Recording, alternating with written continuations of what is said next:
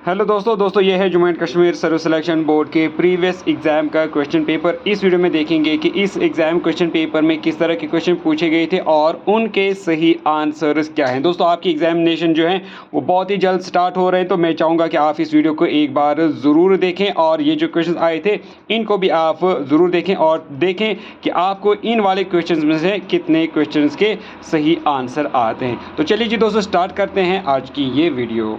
Second generation, the size of computers was decreased by replacing vacuum tubes with। आपको बताना है जो second generation of computer है उसमें वैक्यूम ट्यूब्स को इनमें से किस चीज से रिप्लेस किया गया और इसकी वजह से कंप्यूटर का जो साइज है वो रिड्यूस हो गया यानी कम हो गया। ऑप्शन है आपके पास आईसीज, सेमीकंडक्टर्स, ट्रांजिस्टर्स या फिर माइक्रो प्रोसेसर्स। तो इसका जो सही आंसर रहेगा दोस्तों वो रहेगा पार्ट सी, ट्रांजिस्टर्स। दोस्तों ये सारे क्वेश्चंस भी ऑलरेडी हमने डिस्कस किए हैं। मैंने जनरेशन ऑफ कंप्यूटर पे पूरी एक वीडियो सीरीज बनाई है जिसमें हमने जनरेशन ऑफ कंप्यूटर और उनमें क्या क्या डेवलपमेंट आई, कौन सी चीज़ें जो है वो चेंज की गई। आप वीडियो लिस्ट जरूर चेक करें। इसके अलावा जो सॉफ्टवेयर है, हार्डवेयर है, एंटीवायरस है, इन सभी पे मैंने वीडियो सीरीज बनाई है, आप जरूर चेक करें। नेक्स्ट क्वेश्चन है विच protocol provides N email facility among the hosts. आपको बताना है इनमें से कौन सा वो प्रोटोकॉल है जो कि ईमेल फैसिलिटी प्रोवाइड करता है होस्ट्स में। ऑप्शन है आपके पास पीओपी, एसएमटीपी, आईएमएपी या फिर एमआईएमई। तो दोस्तों इसका जो सही आंसर रहेगा वो रहेगा पार्ट बी, एसएमटीपी यानी सिंपल मेल ट्रांसफर प्रोटोकॉल। दोस्तों यहां पर ये जरूर बताना चाहूंगा जो पीओपी है या फिर आईएमएपी या फिर एमआईएमई है ये भी ईमेल से ही रिलेटेड है, लेकिन ये ईमेल फैसिलिटी होस्ट को प्रोवाइड नहीं करती। जो पीओपी और आईएमएपी है ये प्रोटोकॉल्स हैं जिनसे हम ईमेल को रिट्रीव करते हैं सर्वर से। और जो दोस्तों एमआईएमई है ये एक स्टैंडर्ड है जिससे हम मुख्तलिफ तरह के डेटा को एनकोड करता है ईमेल मैसेज में। नेक्स्ट क्वेश्चन था विच of the following control the process of interaction between the user and the operating system. आपको बताना है इनमें से वो कौन सी चीज है जो कि यूजर और ऑपरेटिंग सिस्टम के दरमियान का जो इंटरेक्शन का प्रोसेस है उसको कंट्रोल करता है। ऑप्शन है user interface, language translator, platform या फिर स्क्रीन सेवर। तो दोस्तों इसका जो सही आंसर रहेगा वो रहेगा part A, user interface. User interface ये सेट होता है मुख्तलिफ तरह के सॉफ्टवेयर का या फिर हार्डवेयर का, और यूजर इंटरफेस के जरिए से ही एक यूजर जो है अपनी इंस्ट्रक्शंस कंप्यूटर को प्रोवाइड करता है।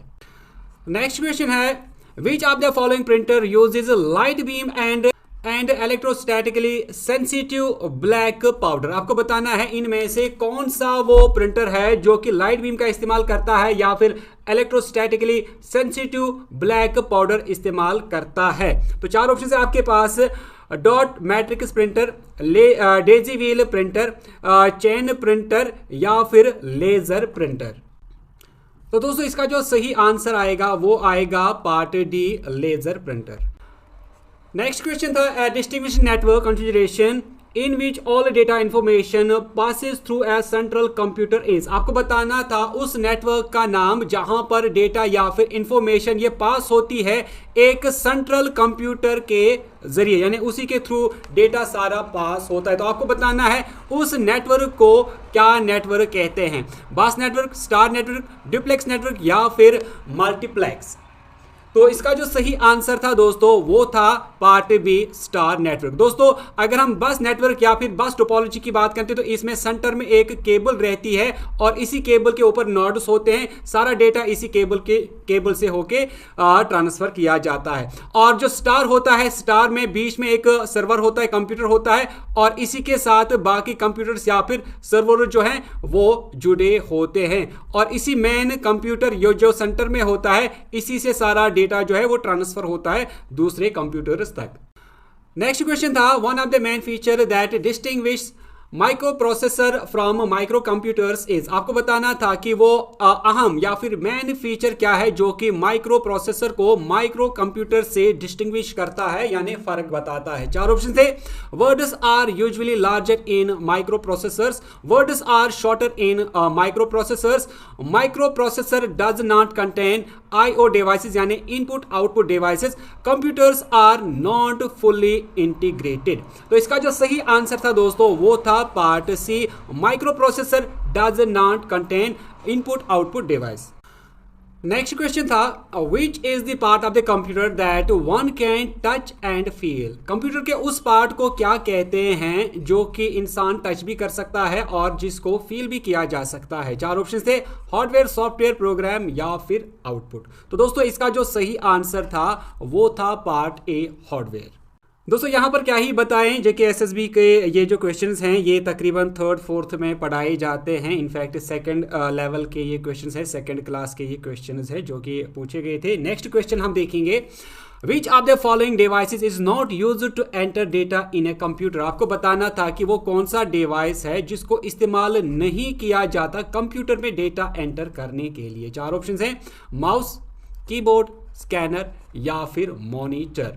तो दोस्तों इसका जो सही आंसर रहेगा वो रहेगा पार्ट डी, मॉनिटर। मॉनिटर जो है ये एक आउटपुट डिवाइस है, स्कैनर एक इनपुट डिवाइस है, कीबोर्ड भी एक इनपुट डिवाइस है और माउस भी एक इनपुट डिवाइस है।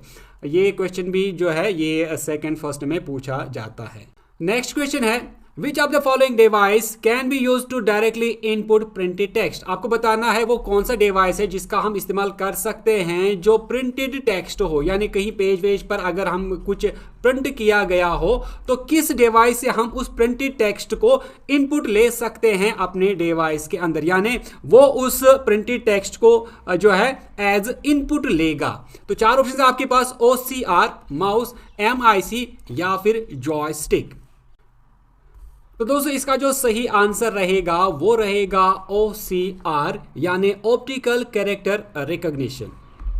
नेक्स्ट क्वेश्चन है, in magnetic disk data is organized on a platter in concentric sets or rings called, आपको बताना था जो मैग्नेटिक डिस्क होती है उस पे जो डेटा होता है वो ऑर्गेनाइज होता है प्लेटर्स में जो कि कंसेंट्रिक सेट्स में होता है या फिर रिंग्स में होता है, उसको क्या कहा जाता है। 4 ऑप्शन है आपके पास, सेक्टर, ट्रैक, हेड या फिर ब्लॉक। तो इसका जो सही आंसर रहेगा दोस्तों वो रहेगा पार्ट डी, उसको कहते हैं ट्रैक। नेक्स्ट क्वेश्चन है, विच of the following is an example of open source software, आपको बताना है इनमें से कौन सा वो सॉफ्टवेयर है जो कि ओपन सोर्स सॉफ्टवेयर है। ऑप्शन है आपके पास, Skype, Libre Office, Adobe Photoshop या फिर माइक्रोसॉफ्ट वर्ड। सही आंसर इसका रहेगा दोस्तों part B, Libre Office. Next question है, what type of extension name do Notepad use, आपको बताना है नोटपैड जो सॉफ्टवेयर है उसमें जो फाइल एक्सटेंशन है वो क्या है। ऑप्शन है .png, .txt, .jpeg या फिर .note। तो दोस्तों इसका जो सही आंसर है नोटपैड में जो फाइल एक्सटेंशन है फाइल का वो .txt है। नेक्स्ट क्वेश्चन था, व्हाट डज F18 मीन, आपको बताना है F18 की फुल फॉर्म क्या है कंप्यूटर में। 4 ऑप्शन है आपके पास, file format attribute, font allocation tree, file allocation table या फिर फॉन्ट एट्रीब्यूट टेबल। तो दोस्तों इसका जो सही आंसर था वो था part C, file allocation table. Next question, choose the false statement, आपको बताना था कि इनमें से कौन सा स्टेटमेंट गलत है। पहला था, you can find deleted files in recycle bin, तो ये सही है। You can restore any file in recycle bin if you ever need, तो ये भी सही है। You can increase free space of disk by sending files to recycle bin, तो ये स्टेटमेंट जो है दोस्तों ये स्टेटमेंट सही है, आप डिस्क की स्पेस को इंक्रीज नहीं कर सकते। इसके बाद you can right click and choose empty recycle bin to clean space, तो ये सही है। ये वाला जो यानी पार्ट सी जो है इसका सही आंसर हो जाएगा, ये गलत स्टेटमेंट है।